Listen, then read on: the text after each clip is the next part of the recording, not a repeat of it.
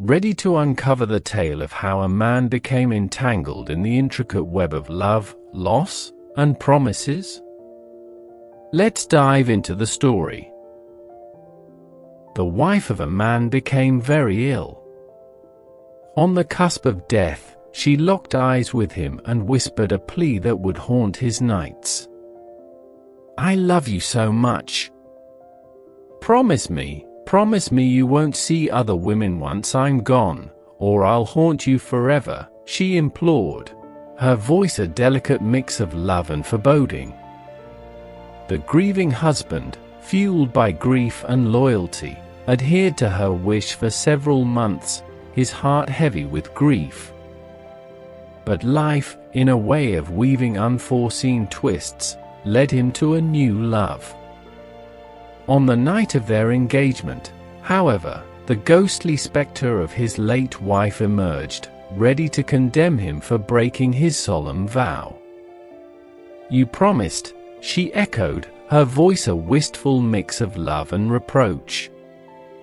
Night after night, she revisited him, recounting every detail of his interactions with his new fiancée.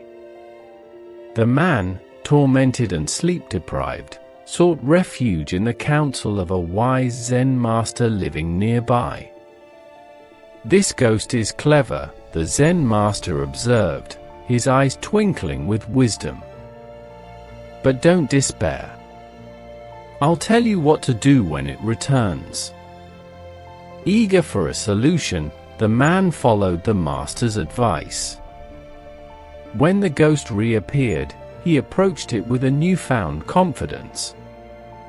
"You're a wise ghost indeed, knowing every detail of my life.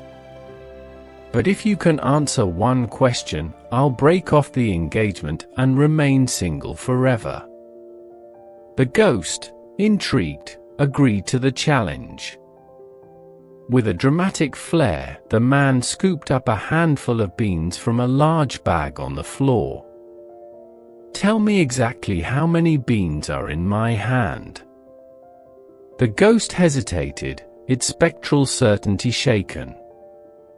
In that moment of uncertainty, it vanished, never to haunt the man again.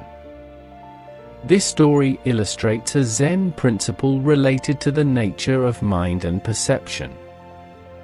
The Zen master's advice to the man reflects the idea of transcending conceptual thinking and breaking free from attachments.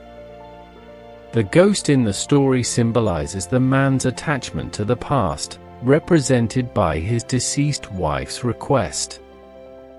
The man initially struggles with this attachment, and the ghost's nightly visits disrupt his present life and potential happiness with a new love. The turning point comes when the man, following the Zen master's advice, presents the ghost with an impossible task: counting the exact number of beans in his hand.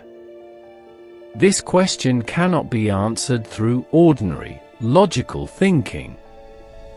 By posing this unanswerable question, the man disrupts the ghost's ability to engage in the usual pattern of recollection and reproach.